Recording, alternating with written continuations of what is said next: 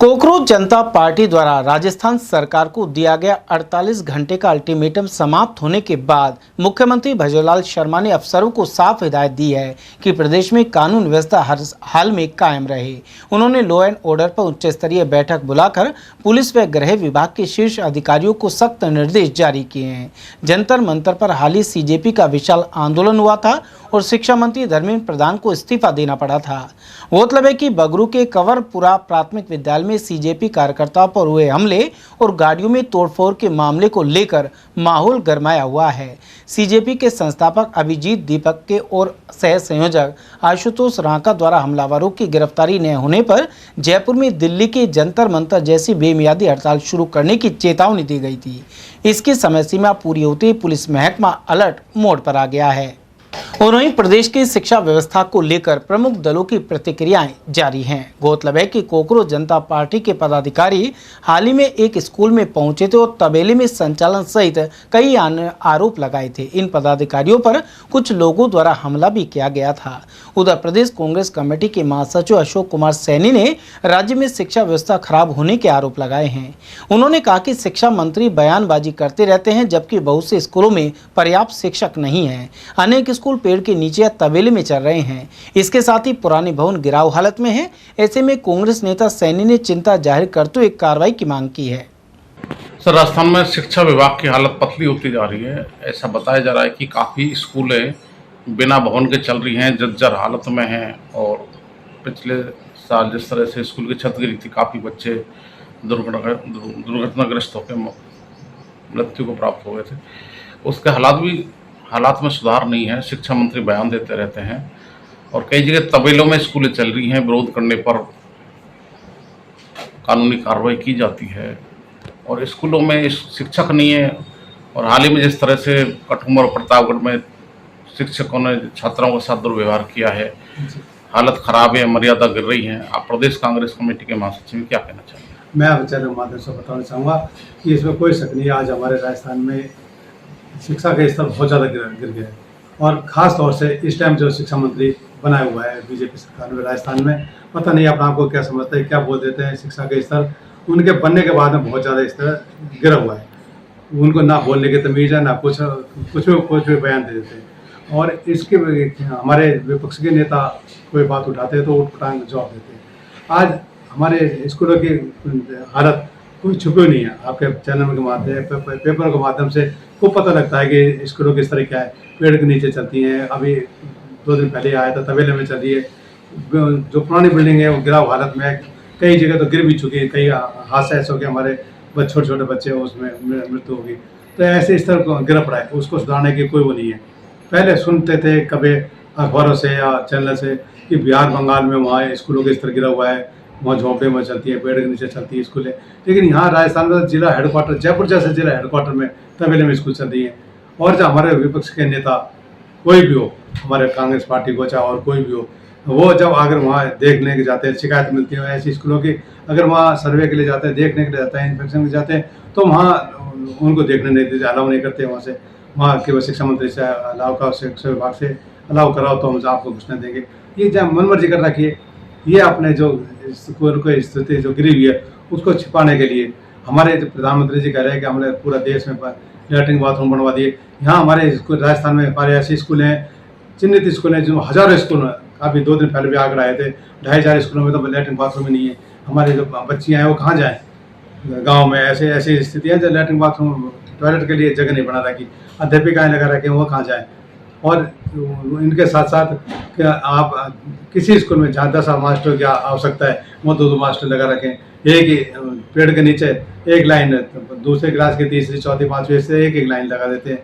एक ही मास्टर 4 क्लासों को एक साथ पढ़ा रहा है। क्या मजाक बना रखी है?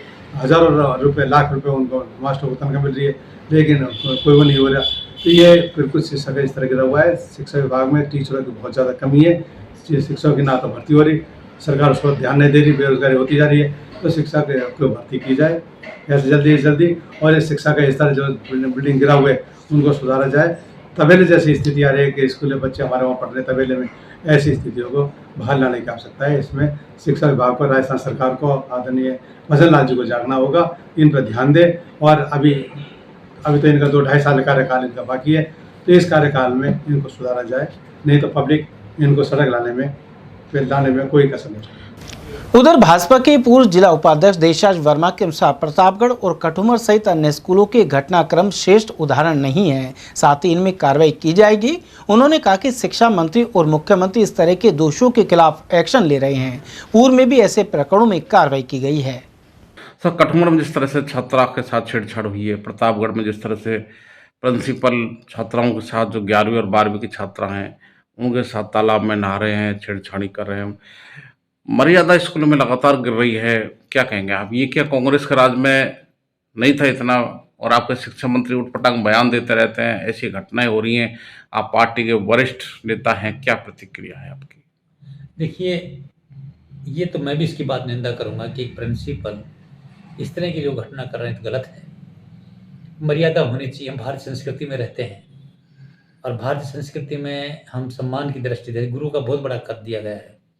ब्रह्मा विष्णु महेश से बड़ा गुरु को बताया गया है, और आज गुरु जो इस तरह की बात करता है ना, इसमें हमें भी थोड़ा सा देखने को पड़ता है। इसमें पार्टीबाजी की कोई बात नहीं है।